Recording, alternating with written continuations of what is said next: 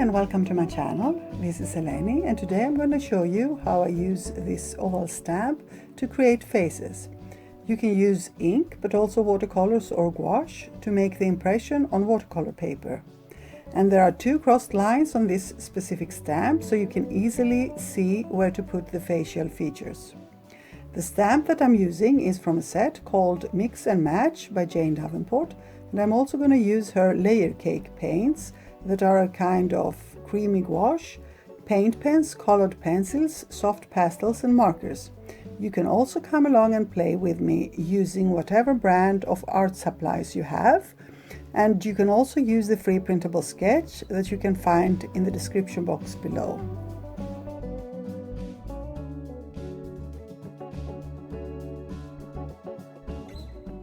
If you have any questions, don't hesitate to leave them in the comments below, and I'm going to try to answer them as best as I can.